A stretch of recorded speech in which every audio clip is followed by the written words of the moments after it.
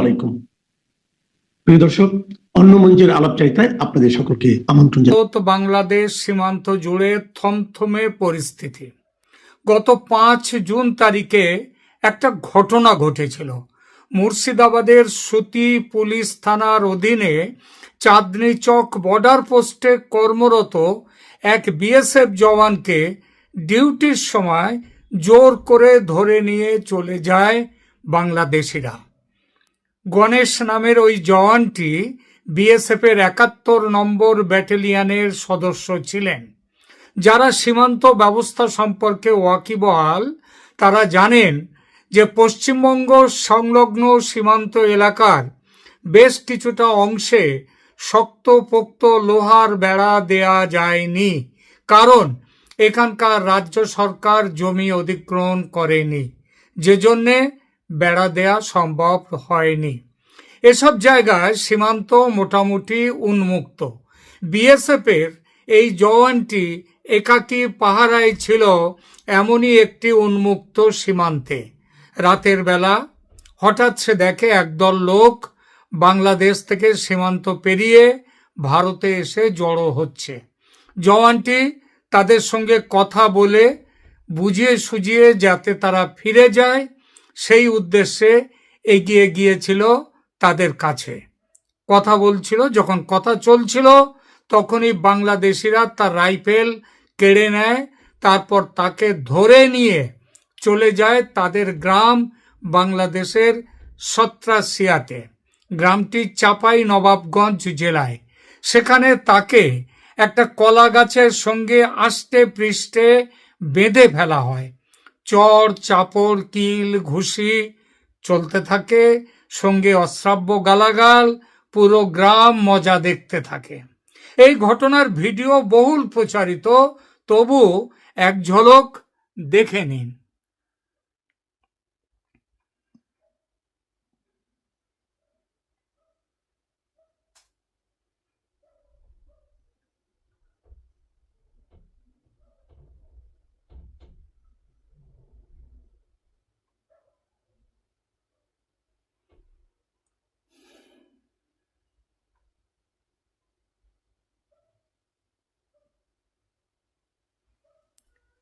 দেখলেন, কয়েক ঘন্টা ধরে চলে অত্যাচার। তারপর বিএসএফ তার বাংলাদেশি কাউন্টারপার্ট বিজিবির সঙ্গে যোগাযোগ করে কথা বলে এবং তারপর জওয়ানকে উদ্ধার করে ফিরিয়ে দেয়া হয়। এই ঘটনার পর ভারত সরকার নির্দেশ জারি করে সীমান্তে অনুপ্রবেশ বা স্মাগলিং যে ঘটনায় ঘটুক, কড়া হাতে তার ব্যবস্থা করতে হবে। কোনো আলোচনা বা বুঝিয়ে সুঝিয়ে তাদেরকে ফেরত পাঠানো এসব চলবে না। আগ্নেয়াস্ত্র দেয়া হয়েছে, আগ্নেয়াস্ত্রের ব্যবহার করতে হবে, শুট অ্যাট সাইট। আর তারপর থেকে চলছে আগ্নেয়াস্ত্রের ব্যবহার। নদিয়া জেলার হালদারপাড়া বর্ডার আউটপোস্টে গত 2রা জুলাই বিএসএফ এর গুলিতে মারা গেছে একজন, যার লাশ পড়েছিল ভারতের সীমান্তের মধ্যে। বিএসএফ এর গুলিতে মৃত বা আহত হয়েছিল বেশ কয়েকজন। তাদের নিয়ে পালিয়ে যায় দুষ্কৃতীরা, তাদেরকে নিয়ে বাংলাদেশে চলে যায়। এরপর ধরুন দক্ষিণ ত্রিপুরার সীমান্তে গত 25শে জুলাই বিএসএফ এর গুলিতে মৃত্যু হয়েছে 2 জনের। আরও একজন মুমূর্ষু অবস্থায় ত্রিপুরার হাসপাতালে। পশ্চিমবঙ্গে এরকম ঘটনা ভুরি ভুরি। উদাহরণ দেয়া নিষ্প্রয়োজন, এরকম ঘটনা আরও আছে। আর এই বিষয়ে বাংলাদেশের দৈনিক ইনকিলাব পত্রিকা এক প্রতিবেদন দিয়েছে। সেই প্রতিবেদনে কি বলা হয়েছে? বলা হয়েছে ভারতীয় সীমান্তরক্ষী বাহিনী বিএসএফ এর গুলি ও নির্যাতনে বাংলাদেশি নিহত হওয়ার ঘটনা অব্যাহতই শুধু নয়, আরও বেড়েছে। সর্বশেষ ফেনী সীমান্তে বিএসএফ এর গুলিতে 2 জন বাংলাদেশে নিহত ও 1 জন আহত হয়েছে। এর আগে 19শে জুলাই সুনামগঞ্জ সীমান্তে 1 জন ও দিনাজপুর সীমান্তে অপর 1 জন বাংলাদেশি নিহত হয়েছে। এর 2 দিন আগে মৌলভীবাজারের কুলাউড়া সীমান্ত থেকে 3 জন বাংলাদেশিকে উঠিয়ে নিয়ে এসেছে বিএসএফ, তাদের কোনো খবর পাওয়া যায়নি। এভাবে প্রায় প্রতি মাসেই বিএসএফ এর হত্যা, নির্যাতন, অপহরণের শিকার সীমান্ত এলাকার বাংলাদেশিরা। লিখেছে বাংলাদেশের ইত্তেফাক পত্রিকা। এমন নয় যে এভাবে মৃত্যুর ঘটনা ইউনূস সাহেবের আমলে প্রথম ঘটছে, অবশ্যই নয়, আগেও ঘটেছে, শেখ হাসিনার আমলেও ঘটেছে, কিন্তু তফাৎ একটা জায়গায়। এর আগে ভারত কখনো শুট অ্যাট সাইট বা দেখামাত্র গুলির আদেশ দেয়নি, যেটা এখন দিয়েছে। আগে অনুপ্রবেশ বা চোরাকারবারি নিয়ে সমস্যা হলে বিএসএফ মিটিংয়ে বসতো বিজিবির সঙ্গে, যাতে ভবিষ্যতে এ ধরনের কাণ্ডের পুনরাবৃত্তি না হয় সেই আলোচনা হতো। এখন আলোচনা করে না ভারত, বলে দিয়েছে আলোচনার পথ বন্ধ, সীমান্ত পেরিয়ে ভারতে ঢুকলেই গুলি চলবে, আর সেটা চলছেও। এজন্যে কোনো আলোচনা হবে না। কয়েক মাস আগে পর্যন্ত এরকম ঘটনা ঘটলে আপনাদের হয়তো মনে আছে, তীব্র প্রতিবাদ উঠত বাংলাদেশ সরকারের পক্ষ থেকে। আজকাল কোন উপদেষ্টাকে মুখ খুলতে দেখবেন না, কারণ আসিফ নজরুল যতই বলুন না কেন 26 লক্ষ ভারতীয় আছে বাংলাদেশে, সেটা ছিল একটা ডাহা মিথ্যে কথা। ভারত থেকে বাংলাদেশে কোনো ভারতীয় অনুপ্রবেশ করে না, যারা যায় ওয়ার্ক পারমিট বা বিভিন্ন প্রকল্পের কাজের জন্য যায়। ওটা হয় একান্তভাবে, এই অনুপ্রবেশের ব্যাপারটা একান্তভাবে হয় বাংলাদেশের দিক থেকে। আর সেজন্যেই সীমান্তে কোনো ভারতীয় মরে না, মরে কেবল বাংলাদেশের লোক। ইনকিলাব পত্রিকা তার ওই প্রতিবেদনে এর সব দায় দিয়েছে শেখ হাসিনা সরকারের উপরে, বলেছে ভারতের সাথে তার ভালো সম্পর্কের জন্যই নাকি বিএসএফ এর এই বাড়াবাড়ি, অর্থাৎ বিএসএফ গুলি চালাচ্ছে এখন তার দায় শেখ হাসিনার।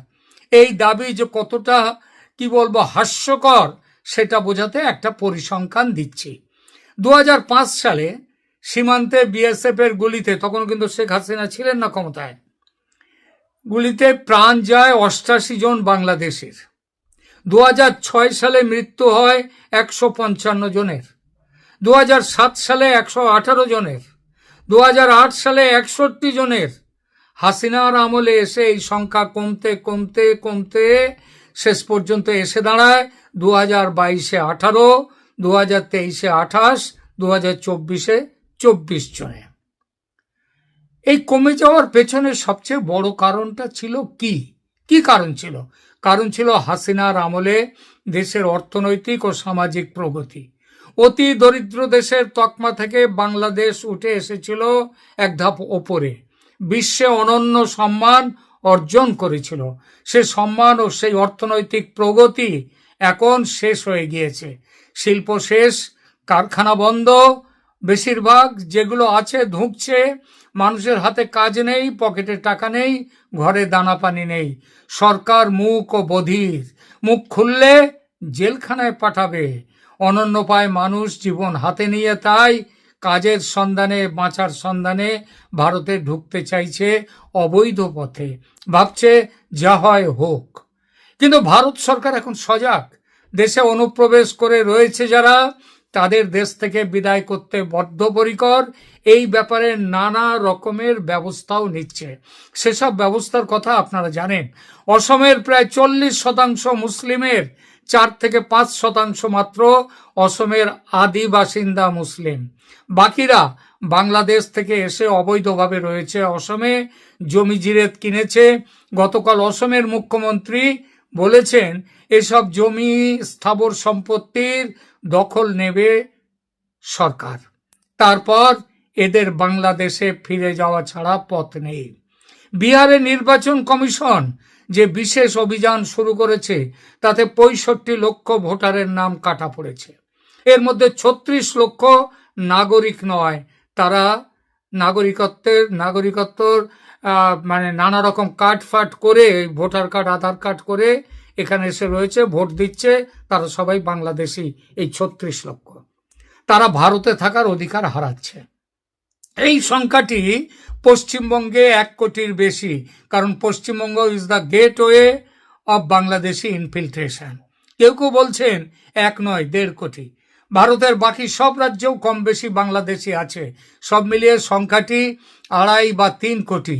সামনে যে কি ভয়ঙ্কর দিন আসছে এই অবৈধ বাংলাদেশিদের জন্য, সেটা বুঝতেই পারছেন। এ সময় দরকার ছিল ইউনূসের মতো ভারত বিরোধী শাসক নয়, কারণ ভারত সব দিক দিয়ে এখন বাংলাদেশকে চেপে ধরে রেখেছে। যদিও এখনো পর্যন্ত ডিজেল এবং কিছু খাবার দাবার আরো কিছু জিনিসপত্র সেগুলো বাংলাদেশে যাচ্ছে, কিন্তু বাংলাদেশের টুটি টিপে ধরে তাকে মেরে ফেলার সব ব্যবস্থা ভারত করেছে। যদি আওয়ামী লীগকে নিয়ে নির্বাচন তাড়াতাড়ি না করে, তাহলে এসব কাজ যেভাবে ভারত এগোচ্ছে বাংলাদেশ তাতে হাঁসফাঁস শুরু করে দিয়েছে। সুতরাং এখন ইউনূসের মতো ভারত বিরোধী শাসক নয়, চাই হাসিনার মতো দায়িত্ব জ্ঞান সম্পন্ন শাসকের, যিনি ভারতের সঙ্গে সদ্ভাব রেখে বাংলাদেশকে আবার আগের মতো নিয়ে যেতে পারবেন অর্থনৈতিক প্রগতির পথে। ভারতের সঙ্গে সদ্ভাব রেখে বিপুল সংখ্যক এই বাংলাদেশি নাগরিকদের জন্য ভারতে ওয়ার্ক পারমিট ইস্যু করে তাদের থাকার ব্যবস্থা যাতে করতে পারেন, সেটা করতে পারে একমাত্র শেখ হাসিনা। ভারতের সঙ্গে হাসিনার যে সম্পর্ক, তাতে কিন্তু এ কাজ অসম্ভব ছিল না, কিন্তু ইউনূস মিয়া সম্পর্ক এমন খারাপ জায়গায় নিয়ে গেছেন যে এসব কথা এখন করা তো দূরের কথা, ভাবাই যায় না।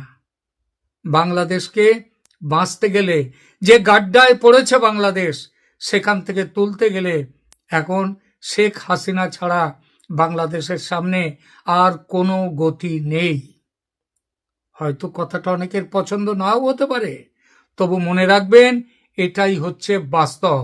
এই ব্যাপারে আপনাদের কাদের কি বক্তব্য আছে সেটা এখানে কমেন্টস করে জানাবেন। আপনাদের কমেন্টসের অপেক্ষায় থাকলাম। এখনকার মতো এখানেই রাখছি। ধন্যবাদ।